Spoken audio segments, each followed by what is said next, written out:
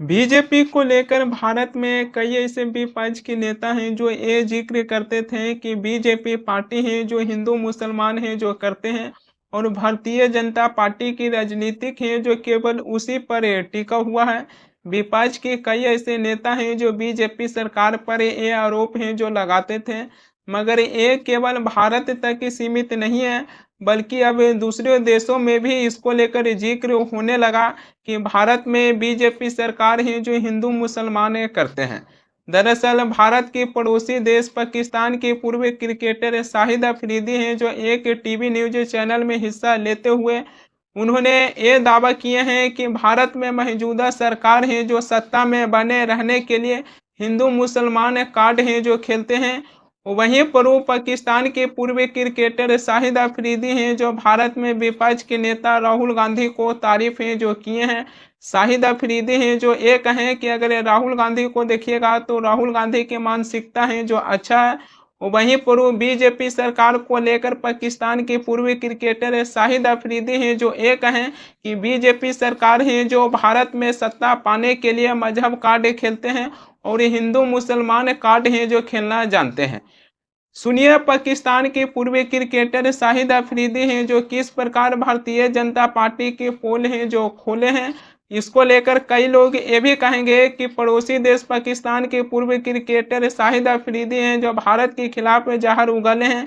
इसको लेकर हम आगे चलकर जिक्र करेंगे। लेकिन ये जो गवर्नमेंट बार बार मैं कह रहा हूँ जो हमेशा मजहब कार्ड खेलती है, मुस्लिम हिंदू कार्ड खेलती है अपने आप को पावर में लाने के लिए, ये बहुत ही गंदा किस्म का माइंडसेट है, गंदा किस्म का। ये उस वक्त तक रहेगा जब तक इनके बड़े यही हैं। ठीक है ना, इनके अच्छे हैं। जैसे राहुल गांधी की अगर मैं बात करूं, राहुल गांधी बहुत पॉजिटिव माइंडसेट वाला आदमी है।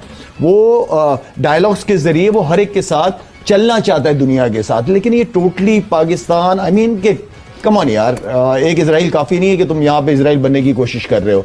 तो आई मीन थोड़ा सी चीजों को चेंज करके लेके जाया जा सकता, लेकिन इनको चेंज नहीं किया जा सकता, ये बॉटम लाइन है।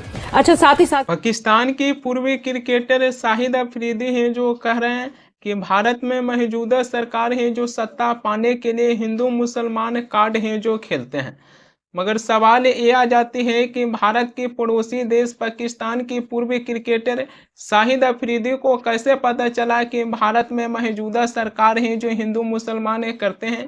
ये भारत में कोई विपक्ष के नेता हैं जो बीजेपी पार्टी पर आरोप नहीं लगाए हैं राजनीतिक लाभ लेने के लिए कि बीजेपी पार्टी है जो हिंदू मुसलमान है जो कर रहे हैं, बल्कि ये भारत के पड़ोसी देश पाकिस्तान की पूर्व क्रिकेटर शाहिद अफरीदी हैं जो कहें। और इस सवालों को लेकर पाकिस्तान के पूर्व क्रिकेटर शाहिद अफरीदी को ये नहीं कह सकते हैं कि शाहिद अफरीदी हैं जो भारत के खिलाफ जहर उगले हैं, बल्कि पाकिस्तान के पूर्व क्रिकेटर शाहिद अफरीदी की बातों हैं जो गौर करने वाली बात ये आ जाती है कि भारत में हिंदू मुसलमान होती है। ये जानकारी भारत के अलावा भारत के पड़ोसी देशों में कैसे जा रही है, ये तो सवाल सरकार से पूछा ही जाना चाहिए कि क्या भारत में हिंदू मुसलमान है जो होती है। क्योंकि भारत की पड़ोसी देशों में जब ऐसी मैसेज जाती है कि भारत में मौजूदा सरकार है जो हिंदू मुसलमान कार्ड है जो खेलते हैं, इसी के वजह से कहीं न कहीं भारत में आतंकवादी हमला है जो होता है। जम्मू कश्मीर के पहलगाम में जो आतंकवादी हमला हुआ, उसमें आतंकवादी आए और मासूम लोगों के ऊपर गोली चलाना शुरू नहीं किए, जबकि जम्मू कश्मीर के पहलगाम में आतंकवादी आए और लोगों से धार में पूछ कर मासूम लोगों की हत्या कर दिए। इसके पीछे आतंकवादियों का एक ही मकसद था कि भारत में हिंदू मुसलमान को आपस में लड़ा दें, लेकिन आतंकवादियों हैं जो अपने कामों में कामयाब नहीं हो पाए। जम्मू कश्मीर के पहलगाम में आतंकवादी हमला होने के बाद मुसलमान भी इसको लेकर पाकिस्तान को कड़ा संदेश जो दिए थे कि जब भारत पर आतंकवादी हमला होता है तो हम आतंकवादियों के खिलाफ है जो अपनी आवाज़ बुलंद करेंगे और ऐसे आतंकवादी हमला को हम निंदा करते हैं। मगर प्रधानमंत्री मोदी है जो एक बार भी जिक्र नहीं किए कि जो पहलगाम में आतंकवादी हमला हुआ उसके पीछे आतंकवादियों का क्या मकसद था। प्रधानमंत्री मोदी हैं जो ऑपरेशन सिंदूर को लेकर भी तारीफ की है, लेकिन प्रधानमंत्री मोदी हैं जो एक बार भी नहीं कहें कि आतंकवादी हमला होने के पीछे क्या मकसद था। शाहिद अफरीदी जो बातें कहे हैं, जो शाहिद अफरीदी की बातों पर गौर करने की भी ज़रूरत है, क्योंकि भारत की कई ऐसे राज्य हैं कि उस राज्य में ऐसे मुख्यमंत्री हैं जिनकी राजनीतिक सोच को देखिएगा तो केवल हिंदू मुसलमान हैं जो करते हुए दिखाई देते हैं। असम की मुख्यमंत्री हेमंता बिस्वा शर्मा की बातें कर लीजिए। असम की मुख्यमंत्री हेमंता बिस्वा शर्मा की राजनीतिक सोच कैसा है जो इसको लेकर हर कोई है जो जानते हैं। वहीं पूर्व कपड़ा मंत्री गिरिराज सिंह की बातें कर लीजिए। गिरिराज सिंह है जो बिहार में हिंदू स्वाभिमान यात्रा निकाले केवल हिंदुओं को जगाने के लिए।